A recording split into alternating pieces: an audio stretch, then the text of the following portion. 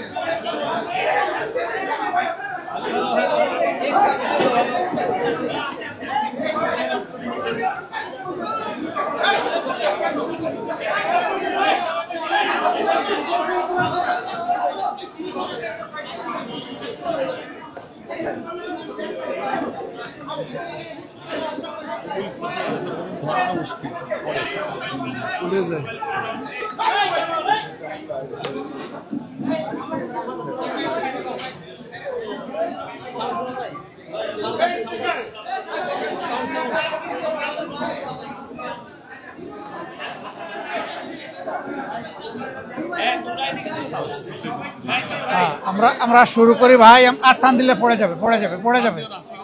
আহা, এই তো পড়ে যাবে।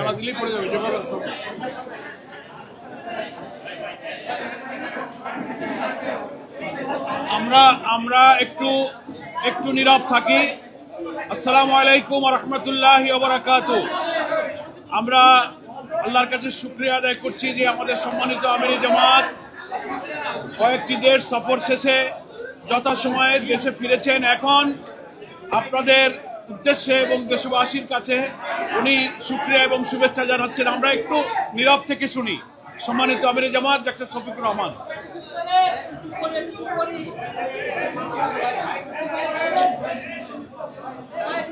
ভলান্টিয়ারই তো গরম হয়ে গেছে। আসসালামু আলাইকুম ওয়া রাহমাতুল্লাহ। সালামের জবাব দিতে হবে ভাই, আমি আবার সালাম দিচ্ছি। আসসালামু আলাইকুম ওয়া রাহমাতুল্লাহ। আপনারা সবাই ভালো আছেন?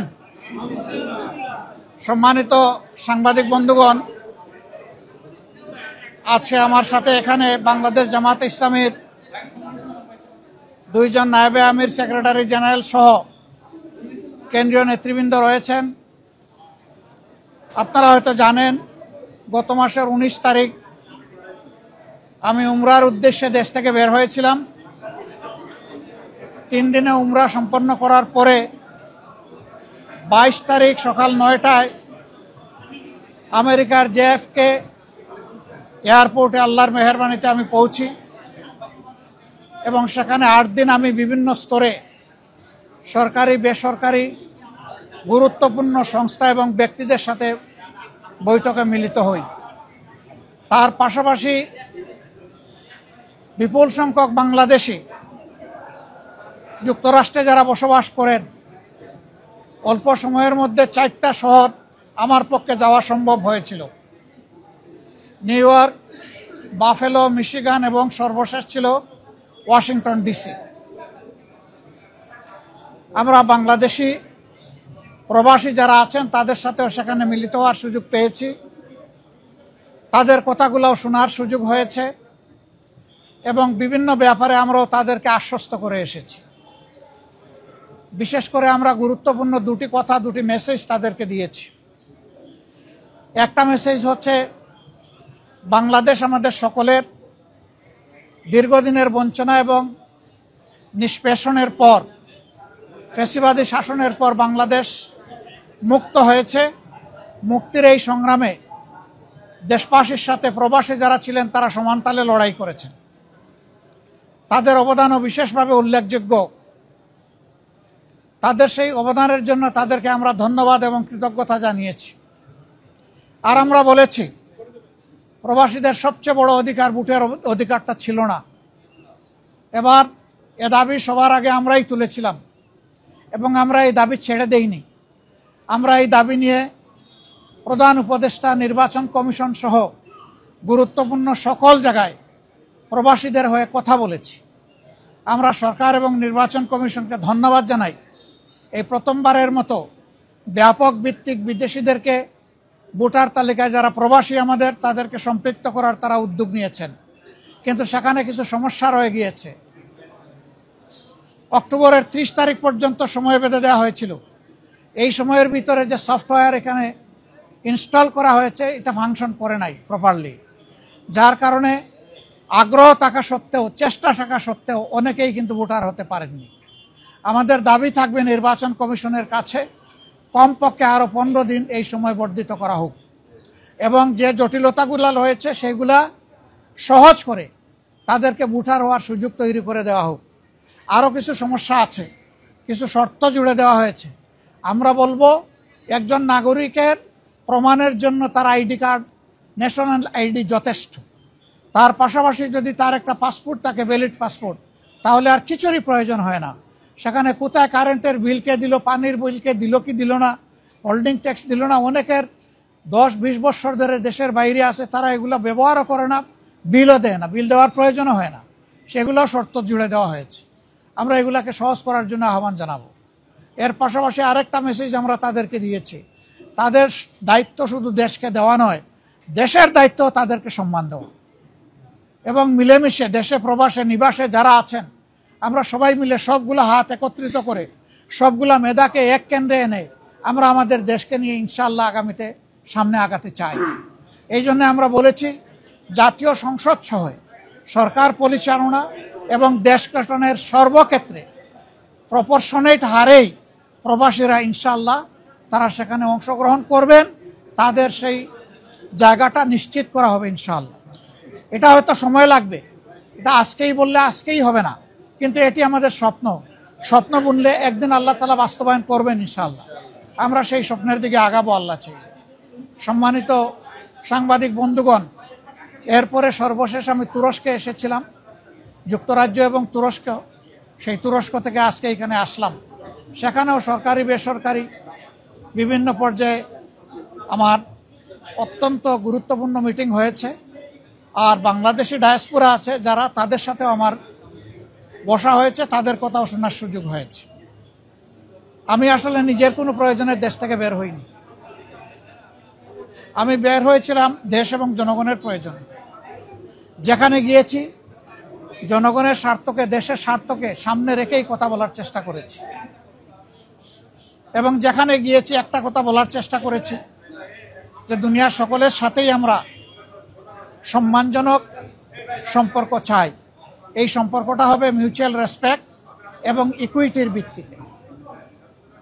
আলহামদুলিল্লাহ, আমরা যত জায়গায় গিয়েছি তাদের অ্যাপ্রিসিয়েশন আমরা পেয়েছি। তারাও মন খুলে আমাদের সাথে কথা বলেছেন, আমরাও মন খুলে আমাদের সবগুলা বিষয় তাদের সাথে শেয়ার করেছি।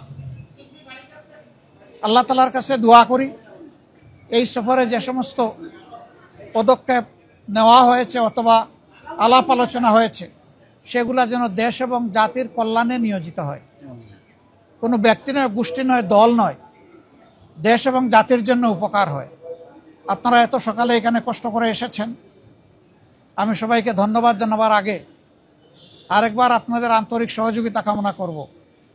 আসলে আপনারা জাতির, ব্যক্তিগতভাবে জাতির বিবেক, আর আপনাদের হাউসগুলো দর্পণ।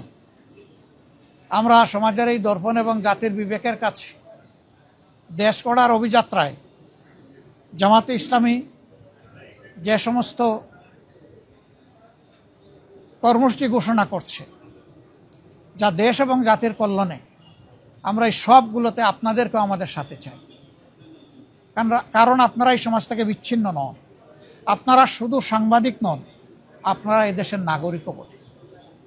অতএব আমরা যে নাগরিক অধিকারটা নিশ্চিত করে একটা মানবিক বাংলাদেশ গড়তে চাই, বৈষম্যহীন বাংলাদেশ গড়তে চাই, এই ক্ষেত্রে আপনাদের ভূমিকা হবে অগ্রগণ্য, সেটা আমরা প্রত্যাশা রাখি।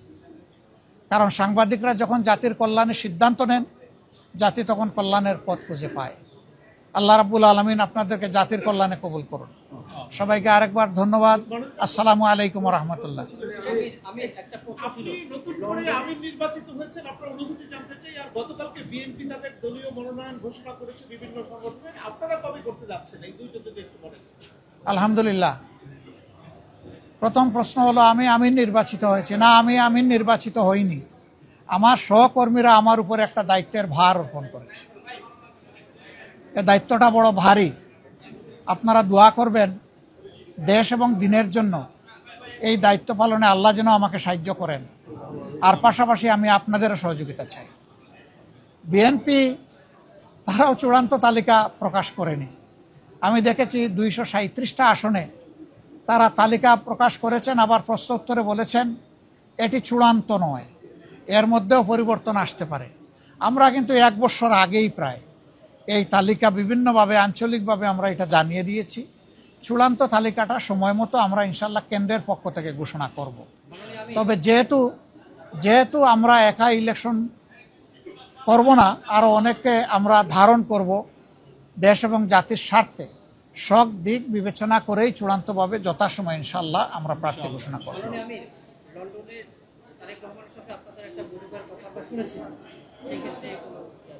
আপনারা শুনেছেন, আমি শুনি নাই।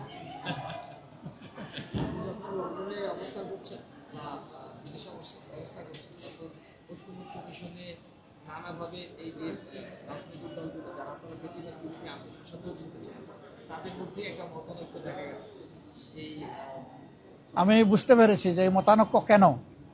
আমাদের মধ্যে মতানৈক্য হোক, তবে দোয়া করেন মত বিরোধ যেন না হয়। মতের ভিন্নতা থাকবে, এটাই গণতন্ত্রের সৌন্দর্য।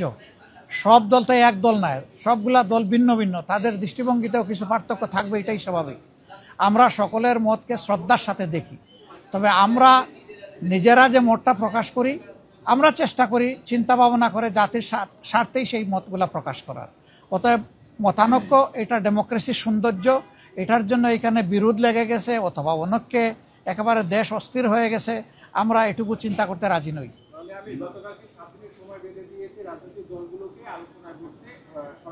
না, ওনারা বেঁধে দেয়নি, আমি এটাও শুনেছি ভালো করে। ওনারা অনুরোধ করেছে যে 1 সপ্তাহ সময়ের ভিতরে রাজনৈতিক দলগুলা বসে যদি একটা কনসেনসাসে পৌঁছতে পারে, সরকারের জন্য এটা ভালো। এবং আমরাই সবার আগে আমাদের পক্ষ থেকে আমাদের নায়েবে আমির আহ্বান জানিয়েছেন যে আসুন আমরা খোলামেলা আলোচনা করে আমরা সমাধানে পৌঁছি দেশ এবং জাতির স্বার্থে।